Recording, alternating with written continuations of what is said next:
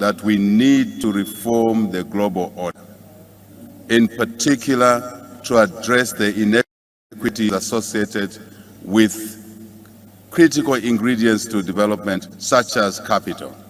The cost of capital is what I'm talking about. Africa, as we have already acknowledged, pays a higher cost of capital than any other on the globe.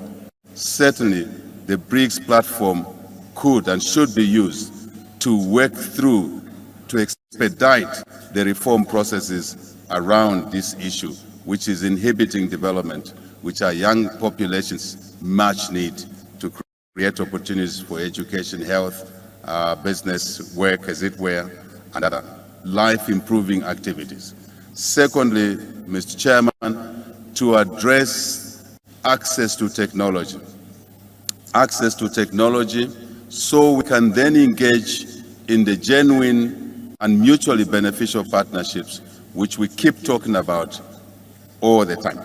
Partnerships that would deliver value for all our economies, our regions, continent of Africa, as well as obviously contribute to world global economic success, which is important because global success, Mr. Chairman, it cannot be talked about in isolation.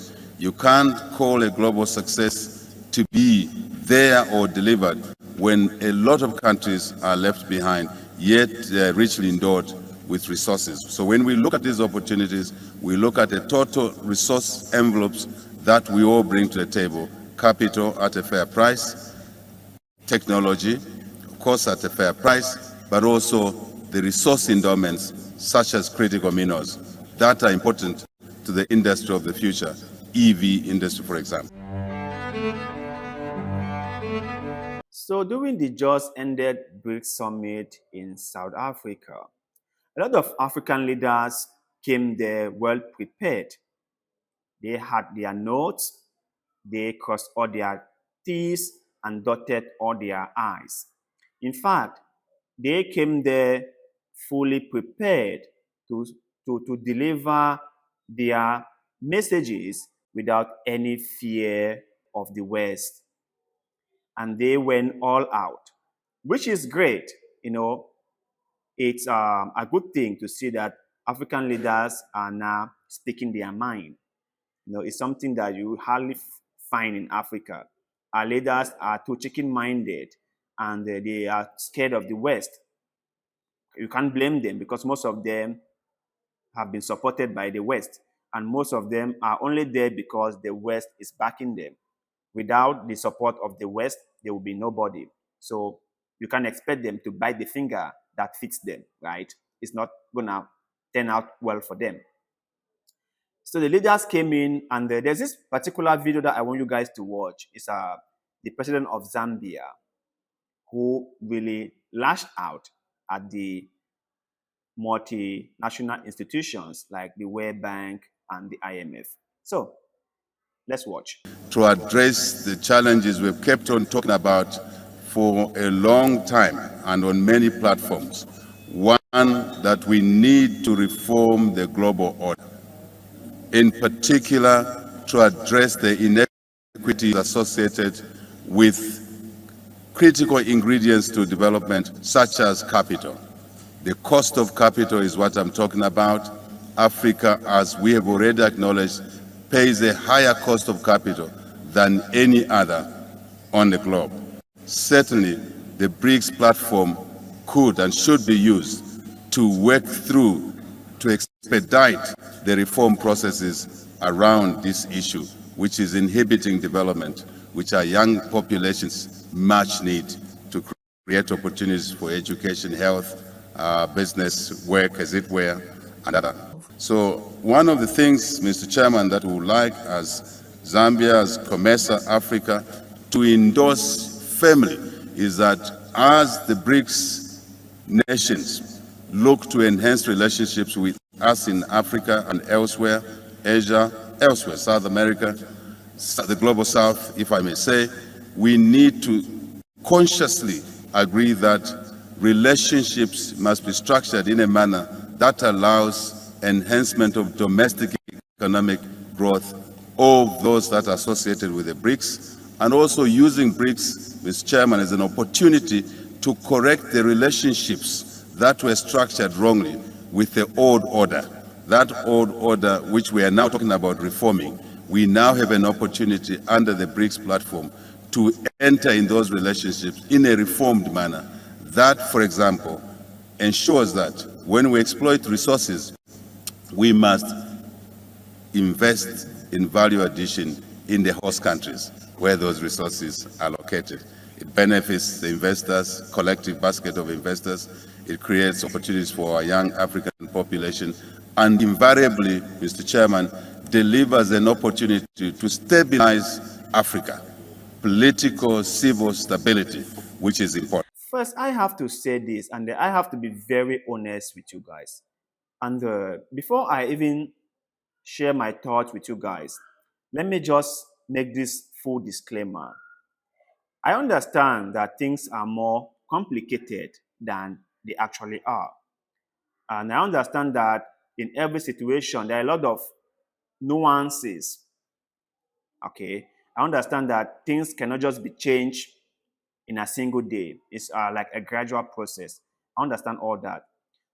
But my point is that aren't we tired of seeing leaders making the same speech day in, day out? Haven't we heard enough of such speeches from our leaders? Is there a leader in Africa who does not know that the World Bank and the IMF are ripping off Africa? Is there any single leader who does not know that? Or is there a leader in Africa who does not know that France collects 500 billion plus from their former colonies in Central and West Africa? That is yearly. Is there any leader who does not know that? So I personally think that all these things are not new. These are not new stories. These are stories that have been ongoing for many years now. In fact, we the Africans have been singing this song for many, many years now. And even our elected elites have also sung these same songs for many years. But nothing have come of it. Nothing. We've talked, we've complained, we've danced, but yes, still, nothing good have come of it. And do you know why? Because we haven't really taken the necessary steps to resolve this issue. Like I told you in a previous video, right? No problem ever gets solved without the people affected by the problem actually being proactive towards solving the problem. You cannot just say, I have a problem, and then you do not do anything to solve the problem, expecting that problem to solve itself. It doesn't happen that way. It has never happened that way, and it will never happen that way. You have to figure out that you have a problem, and you have to figure out the solution to your problem. We, the Africans, we just complain. We just lash out. We just grumble. But when all is said and done, we do not do anything. When the time came for us to really put our feet on the ground and said enough is enough, we cave in and we do not hold our grounds. That has been the problem with us, the Africans. For example, we are complaining about paying high interest rate to these multinational financial institutions like the IMF and the World Bank. And we think it's wrong because we are being ripped off. We are paying much more than the Europeans are paying, than the Americans are paying. I have even heard the president of Kenya, William Ruto, talk about this like all the time. But the sad thing is, After knowing all this, we still go there and ask for loans. We still go there to ask them for their money to build our countries. So how can you complain about something being unfair? How can you be complaining about something being a disadvantage to you and at the same time collecting the thing? How does that really play out in your own mind? You are saying that these people are ripping me off.